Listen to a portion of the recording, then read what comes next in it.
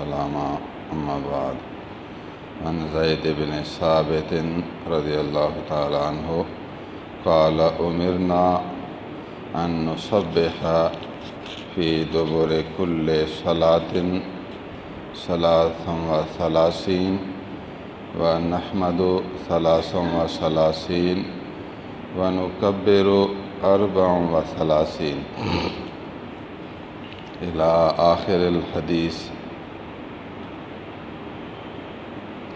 حضرت زید بن ثابت رضی اللہ تعالیٰ عنہ روایت کرتے ہیں کہ ہمیں یہ حکم کیا گیا تھا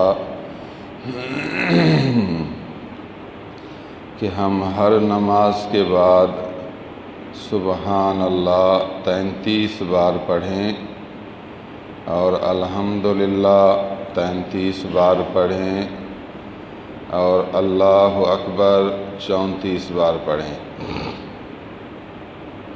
ہمیں یہی حکم کیا گیا تھا، یعنی حضور صلی اللہ علیہ وسلم کا اسی طرح حکم تھا، ہم اس طرح پڑھتے تھے 33 سبحان اللہ، 33 الحمدللہ اور 34 بار اللہ اکبر۔ پھر ایک انصاری نے خواب دیکھا، فأوتي رجل في المنام من الأنصار فقيل له أمركم رسول الله صلى الله عليه وسلم أن تسبحوا في دبر كل صلاة كذا وكذا۔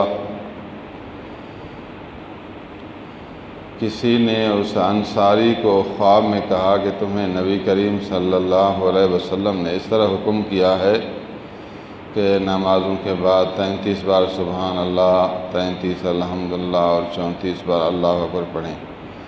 نبی نے آپ کو اس طرح حکم کیا؟ انصاری نے جواب دیا جی ہاں، حضور نے ہمیں اس طرح فرمایا ہے کہ یہ پڑھو۔ قال فجعلوها 25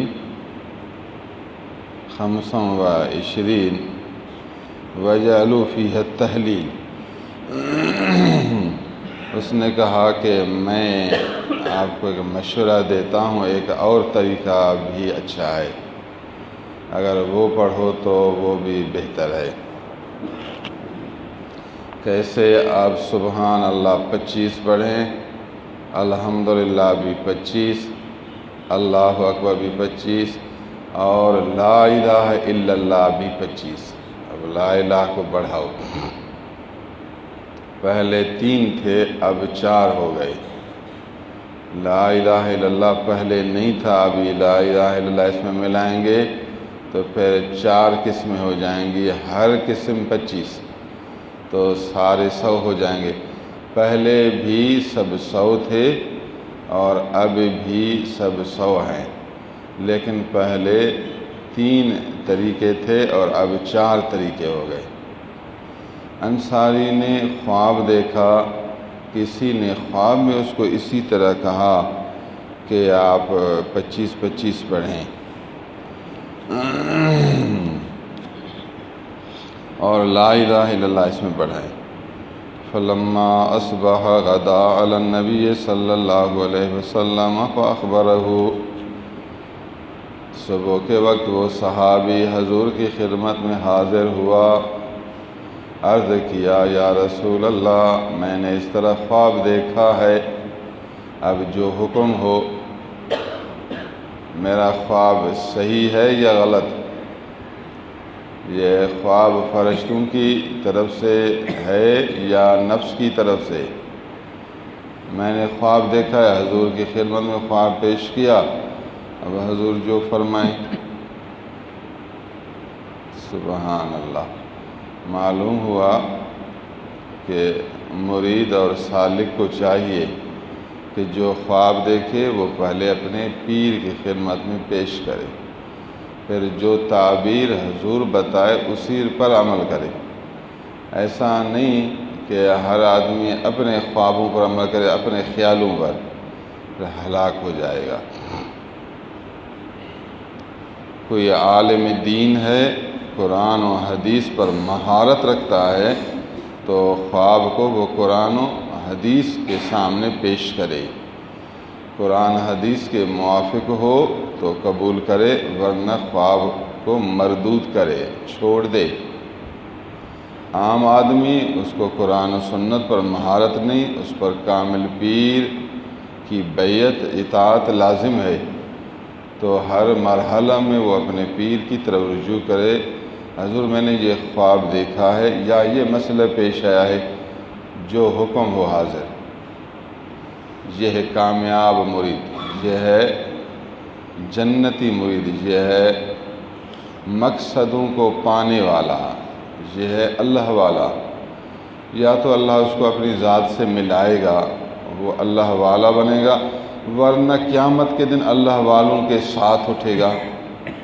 دنیا میں اس کی استعداد یہ نہیں کہ دل باخدا بن جائے، وہ اللہ کے مشاہدہ میں آ جائے، اللہ والا بن جائے۔ اگر اس قابلیت کا نہیں، اس استعداد کا نہیں، تو پھر چونکہ وہ اپنے پیر سے محبت تو صحیح کرتا ہے، اطاعت کرتا ہے، ہر مرحلہ میں اس کی طرف رجوع کرتا ہے، جو حکم ہو اپنی عقل، اپنا علم، اپنی رائے، اپنا خواب، اپنا خیال قبول نہیں کرتا، جو پیر کا حکم ہے اسی کو ترجیح دیتا ہے، تو قیامت کے دن اللہ والوں کے ساتھ اٹھے گا۔ یہ بھی کمال ہے کہ اللہ والوں کے ساتھ ہے، یا اللہ والا حقیقی بنے گا یا اللہ والا حکمی بنے گا۔ صحابی نے اب خواب دیکھا، بظاہر خواب تو اچھا لگ رہا ہے، لیکن پھر بھی حضور صلی اللہ علیہ وسلم کی خدمت میں خواب پیش کیا۔ اب جو حکم ہو، فلما اصبح غدا علی النبی صلی اللہ علیہ وسلم فاخبرہ، پورا خواب سنایا۔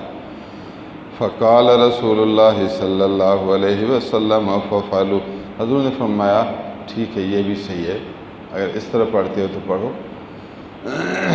وہ طریقہ بھی صحیح ہے اور یہ طریقہ بھی صحیح ہے، غلط طریقہ نہیں ہے، درست ہے۔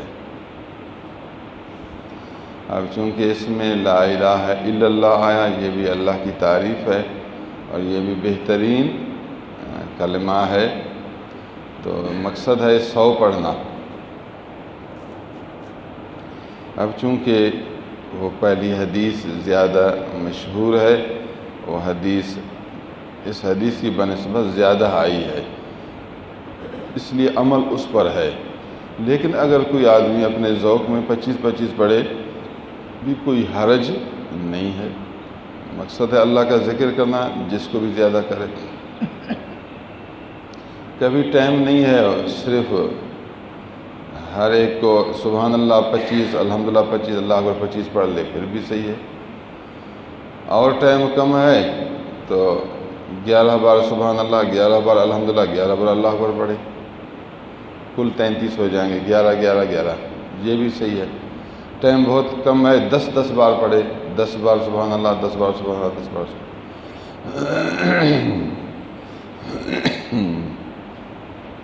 کبھی کبھی مجبوری آ جاتی، طبیعت صحیح نہیں ہوتی، کبھی کوئی کام سامنے آتا ہے، کبھی سفر میں مجبوری آ جاتی ہے، تو آپ 10 پڑھیں، پھر بھی ثواب ملے گا۔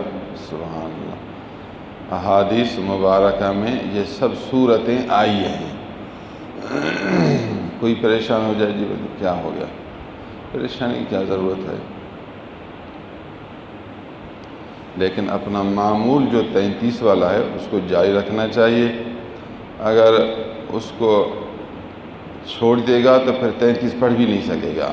مقرر کرنے میں ایک فائدہ یہ ہے کہ تھوڑا نفس کو ہمت ہوتی ہے کہ ابھی یہ پڑھنا ہے، ورنہ آدمی عوام پیچھے جائیں گے۔ پیچھے جانے سے بچنے کا طریقہ ہے مقرر کرنا۔ مقرر کرنے میں اپنا وظیفہ پورا کرنے کی ہمت پیدا ہوتی ہے، اس لیے یہ مقرر کیے جاتے ہیں۔ سبحان اللہ۔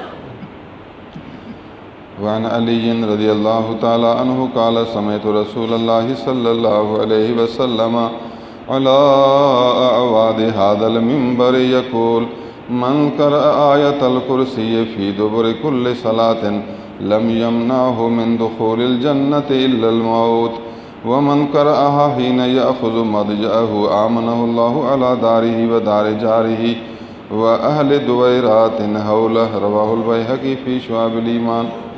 حضرت علی رضی اللہ تعالیٰ عنہ روایت کرتے ہیں، میں نے نبی کریم صلی اللہ علیہ وسلم سے سنا، آپ اس لکڑی والے منبر پر تشریف فرما تھے۔ یہ بھی بتا دیا کہ جب لکڑی والا منبر تیار ہوا تھا اسی پر آپ بیٹھے تھے۔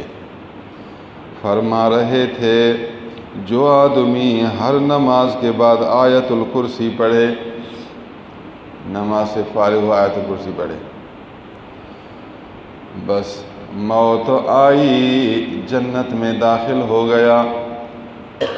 جنت میں نہ جانے کا صرف سبب اس کے لیے موت ہے، موت نہیں آئی، بس موت آئے جنت، اتنا بڑا ثواب ہے۔ 5 وقت نماز ادا کرتا ہے اور ہر نماز کے بعد آیت الکرسی پڑھتا ہے، کتنا بڑا ثواب ہے۔ اب دیکھیے یہاں ایک اور ذکر آیا، تو کس کی طبیعت کیسی، کس کی طبیعت کیسی ہے، نماز کے بعد وہ تسبیحات پڑھے بھی سبحان اللہ، اگر کوئی آیت الکرسی پڑھے سبحان اللہ، دونوں پڑھے، وہ بھی پڑھے یہ بھی پڑھے، ٹائم ہے تو اور بہتر ہے۔ مسجد میں بیٹھا ہوا ہے، فارغ ہے، تسبیحات پڑھتا رہے، قرآن پڑھتا رہے، یہ سب ذکر ہے۔ آیت الکرسی میں اللہ کی صفتیں ہیں، اللہ تعالیٰ کی تعریف ہے، وہ اپنے رب سے مشغول ہے۔ کوشش کرو یہ ضروری چیز ان کا معنی جانو، معنی جاننے سے آدمی اپنے رب سے باتیں کرتا ہے، خوش ہوتا ہے، دل کو راحت ملتی ہے۔ تھوڑے لفظ ہیں، بہت اچھا طریقہ ہے۔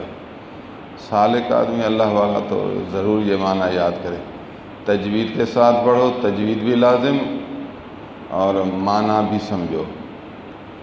زبان تجوید کے ساتھ ہو، عقل معنی سمجھے اور دل اثر لے، یہ ہے پڑھنے کا طریقہ۔ زبان سے الفاظ تجوید کے موافق استعمال کرے اور عقل سے اس کا معنی سمجھتا رہے، کیا ہے معنی، اور دل سے اس معنی کا نور لیتا رہے، تأثیر اثر لیتا رہے، نور لیتا رہے، لطف و راحت لیتا رہے، یہی تو اصل مناجات ہے۔ جو شخص نماز کے بعد، ہر نماز کے بعد آیت الکرسی پڑھے، جنت میں داخل ہونے کا ذریعہ موت ہے، موت آئی جنت۔ اور جو شخص آیت الکرسی بستر پر آنے کے وقت پڑھے، نیند کے لیے بسترے پر آیا، آیت الکرسی پڑھ کر پھر لیٹ جائے، نیند سے پہلے آیت الکرسی پڑھے، اللہ اس کو محفوظ رکھے گا، اس کے گھر کے اعتبار سے، گھر کے لحاظ سے محفوظ۔ وَدَارِ جَارِهِ، اس کے ہمسایوں پر بھی، آدمی جو پڑھ رہا ہے نا اس کا جو ہمسایہ گھر ہے اس پر بھی اللہ کی رحمت نازل ہوگی، وہ بھی محفوظ۔ وَأَهْلِ دُوَيْرَاتٍ حَوْلَهُ، ارد گرد اس کے جو گھر ہیں ان سب پر اللہ کی رحمت نازل ہوگی، اور اللہ تعالیٰ ان کو امن میں رکھے گا۔ شیطان کے حملوں سے، دشمنوں کے حملوں سے برکت ضرور ہے۔ سبحان اللہ، دین کا بھی فائدہ، دنیا کا بھی فائدہ۔ نیند سے پہلے آپ آیت الکرسی پڑھ کر، بلکہ یاد سورہ بقرہ کی جو آیت آخری آیت ہے، آمن الرسول بما انزل الیہ من ربہ، وہ آیتیں بھی، آیت الکرسی بھی، 4 کل بھی پڑھ کر پھر اللہ کا نام لے کر لیٹ جائیں۔ سبحان اللہ، حدیث میں یہ سب چیزیں، 4 کل بھی پڑھیں، آیت الکرسی بھی پڑھیں اور آمن الرسول سے آخر تک بھی پڑھیں، اور وہی 3 تسبیحات پڑھیں، اپنے پیر کا تصور کریں، پھر اللہ کا نام لیں، پھر لیٹ جائیں۔ سبحان اللہ، اگر اس پر ہمیشگی کرے تو یہ بھی ولی اللہ بن جائے، ولی اللہ۔ اللہ کے فضل و کرم سے تقریباً 15 سال میں نے ان پر ہمیشگی کی۔ جب سے میں نے حدیث میں ان چیزوں کی تعریف سنی تو 15 سال کبھی نہیں چھوڑا، نیند سے پہلے ان کو پڑھا، پھر نیند کی، پھر جو احوال آئے، پھر جو مسائل آئے، وہ ایک زندگی کا ایک حصہ ہے کہ ان کے پڑھنے سے کیا فوائد ہوئے، بیچ میں کبھی سستی ہو گئی، پھر کیا ہوا۔ اللہ تعالیٰ عز و جل ہمیں احادیث مبارکہ سمجھنے اور عمل کرنے کی توفیق عنایت کرے۔ وآخر دعوانا ان الحمدللہ۔